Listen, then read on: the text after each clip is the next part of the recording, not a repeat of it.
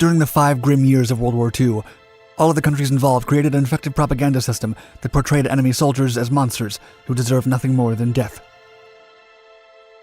British, American, German, Russian, and Japanese army departments were tasked with creating a false reality where stereotypes, racism, and discrimination were used to humiliate the enemy and increase the hatred between adversaries. However, the reality of war was often different. On the Western Front, enemies were mostly treated with respect according to old laws of war. Although it may seem unlikely, acts of honor and soldier camaraderie depicting the ancient warrior ethos were no strange thing to the Second World War soldiers. Especially among Air Force pilots, mutual respect and acts of honor shared by aviators resembled the medieval acts of chivalry. A young 21-year-old USAF pilot, Charlie Brown, experienced firsthand the virtuous conduct exhibited by a Luftwaffe pilot during a bombing raid when his B-17 bomber was severely damaged and about to go down.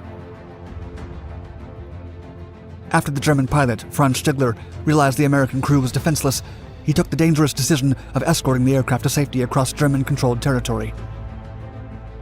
It was an almost unbelievable tale of 2 pilots that met each other as enemies in the skies of World War II, survived, and died as best friends and real Kameraden.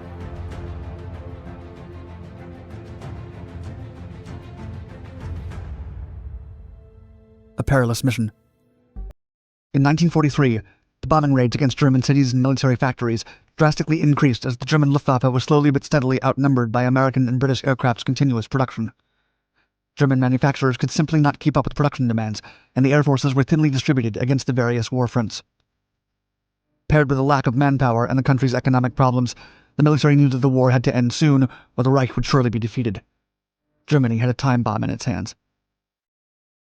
The Allies adopted bombing raids to disrupt German supply networks and production depots to further slow German armament.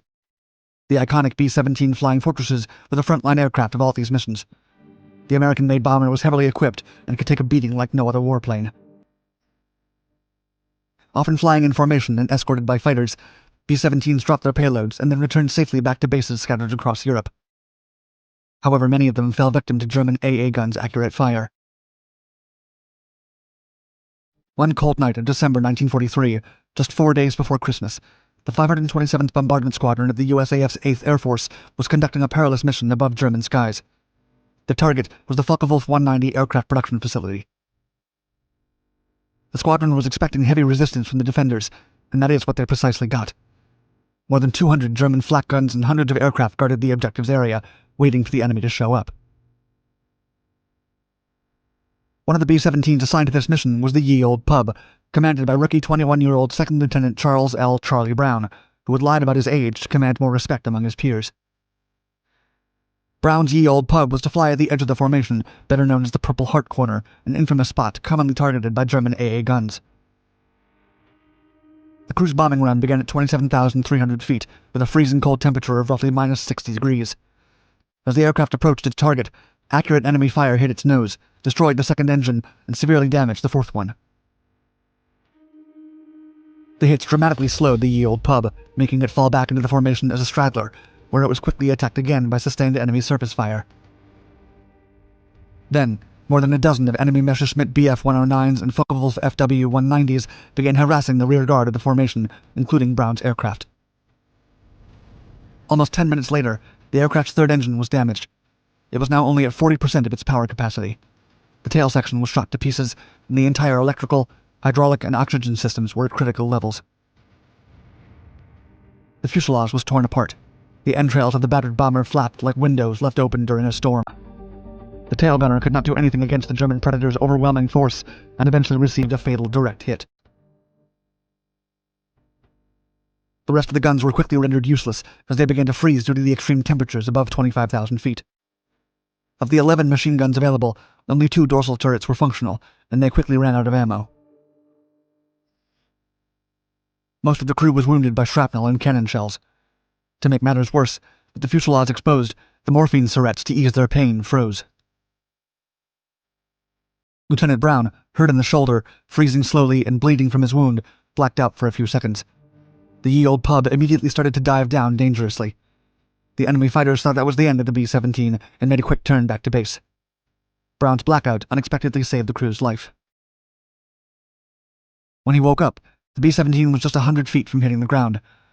Brown miraculously controlled the aircraft and headed back to England's safety, from where his formation came.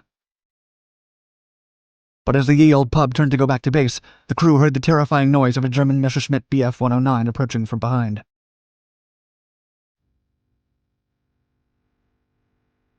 Aviators' camaraderie.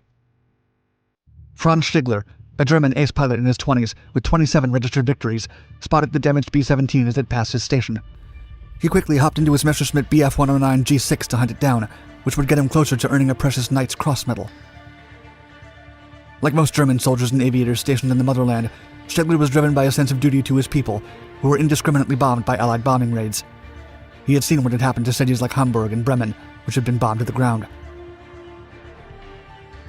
Stigler had lost his only brother, a pilot like him, in August of that year at the hands of the USAF fighters.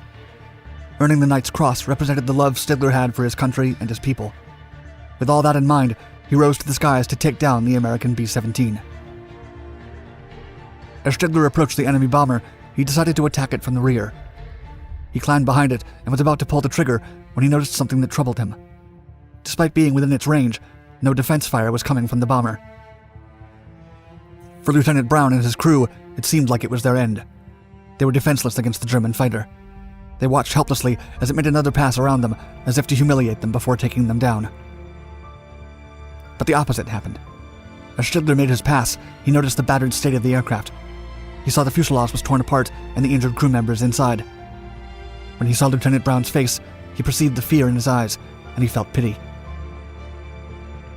The pilot could not take them down. It was not a fair fight. To the German, it was not honorable taking out the life of a beaten enemy. He immediately remembered the words of one of his commanding officers from his campaign in North Africa, who once told the pilots, quote, "If I ever see or hear of you shooting at a man in a parachute, I will shoot you myself." For Stigler, a man of faith who had even studied to be a priest when he was young, it was unthinkable to shoot them or leave them to their fate. The only way out was to help them, even if there was a risk that he could get reported and court-martialed. Twice, Stigler tried to get Brown to land his plane and surrender. As he got closer to the B-17's nose, he signaled Brown to land. But Brown and his crew, baffled, could not understand what Stigler was trying to tell them with his gestures. As a last resort, Stigler opted to escort them to the sea. To prevent German AA guns from taking down the B-17, Stigler flew at its side in formation. Brown and his crew, astonished and unsure, could not believe what the German fighter was doing. It was not until they reached open waters that the American crew realized that Stigler had escorted them safely out of harm's way. He approached the destroyed B-17's nose, looked at Brown, saluted him, and then flew away. The ye old pub arrived in terrible conditions at Cambridgeshire, with all the crew alive except the tail gunner. They were a living miracle that proved the toughness of B-17s. At the debriefing, Lieutenant Brown told his officers that he was alive thanks to the German aircraft that escorted his crew.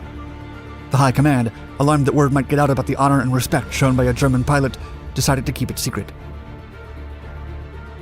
Brown would later say, quote, "Someone decided you can't be human and be flying in a German cockpit." As for Stigler, he never told anyone about what he did, and he kept flying until the end of the war.